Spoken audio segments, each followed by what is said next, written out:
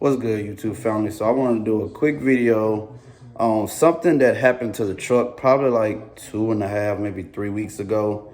It was in regards to something that I've heard has failed a lot in these trucks from like the 14 through the 16.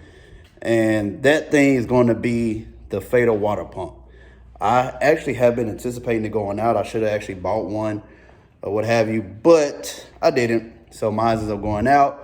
And just so happened while it's going out, I'm at the barbershop literally almost an hour from my house. And it just went out. Thank God I didn't drive on it, but it did go out. So I actually had to get the truck towed to like a Firestone. They fixed it and all that stuff. And you know, Firestone's a little pricey, but I do have a Firestone car, so that's not an issue. But I do want to show y'all and make sure I let y'all know about that water pump on the 14 through 16. I'm going to actually show you that piece on the truck. And I advise anybody who does have a 14 or 16 and your miles are anything over 30 or 40,000, you need to possibly buy this water pump. Like, just go ahead and buy it just to have it. You really don't know when it may go out or if it may go out, but I just say just have it to have it, or just go ahead and get it replaced. Honestly, it's an easy job to do yourself.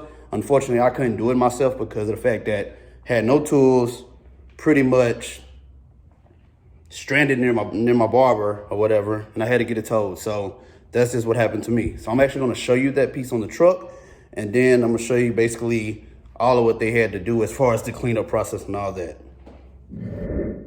All right, guys, so we're going to go around to the truck now. As you can see, she's sitting pretty, looking good. Thought I'd show y'all my hood that I got did with my boy. He's up and coming rapper. Man, he does good work, amazing work.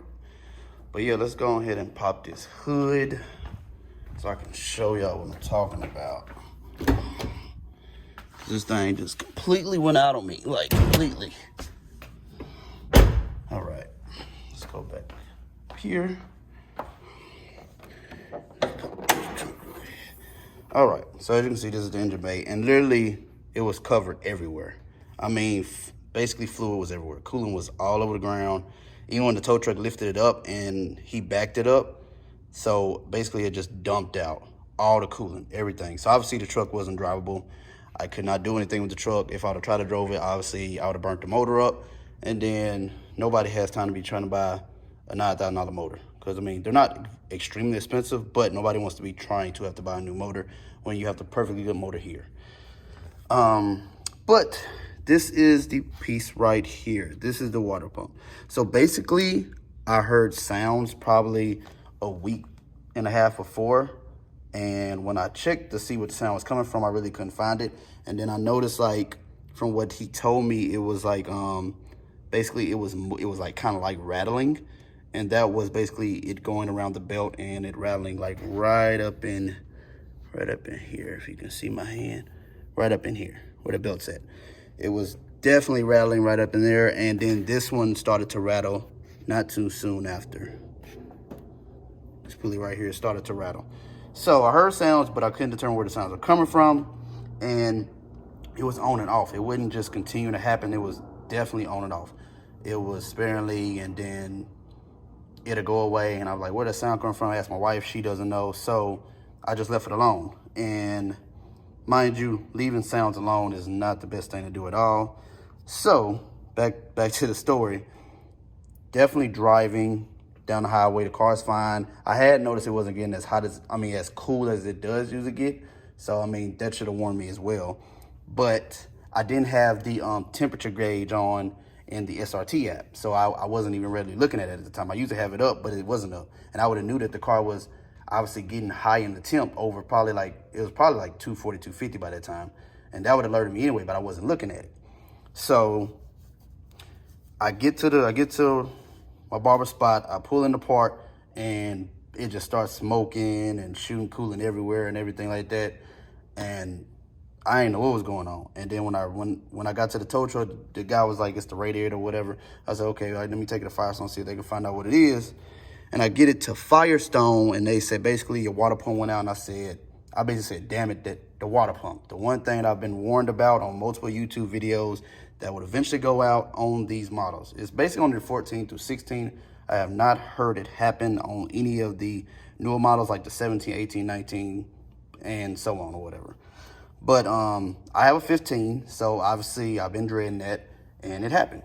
I feel like this is one of, as people have come and told me, this is one of the failures that basically Jeep has had with these basically with these motors. I mean, I haven't seen it happen as much in Chargers and Challengers, but as far as the Jeeps go, some reason it happens a lot more. Even though it is the same motor, basically that's in like the Scat Pack or the 392 Charger or Challenger. But some reason it happens on the Jeeps. And I've known multiple Jeep owners who've had it happen, and I just wasn't prepared. I should have went ahead and bought the part. The part's not even expensive, but me taking it to Firestone, having to get it fixed was expensive. And I know most people probably cannot afford Firestone, which is definitely the case, because I end up paying, like, yeah, like y'all be sick of y'all heard what I had to pay to get this fixed. This was like right at $1,000, when you can literally buy this part. You can literally buy this, and you'll probably spend $200 or $300 and do it yourself. But you will need like the pulley tension belt tool and things like that to do it yourself, and kind of know motors and stuff like that. But it's a job you can do yourself. I mean, I've seen people do it, and I could have did it, but obviously I was stranded. But I just hate it went out. Definitely was a lot to clean up, and it was definitely a headache. I was not expecting it. I was not expecting that at all. So that's it when it went out. And as you can see, it's the new one. It's not really much to it. It's just a few bolts that it attaches. And obviously the tubing, which is the radiator hose right here, you have to attach that. And even like he said that is basically the guy at Firestone said it's good that I brought it in, because of the fact that, you know, the tubes were basically starting to get real soft and squishy. So at that point, that lets you know it was getting to the point where it's going to overheat. Obviously, it may have internal damage to something on the motor. So he got me all new tubing, basically put the new part on for me and everything else, and basically got it all tightened up. I have not had an issue since I've had it installed. But this is something I want to let everybody know. Like, if you haven't had the issue yet and you have a 14 through 16, please look into it. I just want to let everybody know, look into it. I know a lot of people have been asking me questions about the Jeep. Some people said they had the Jeep.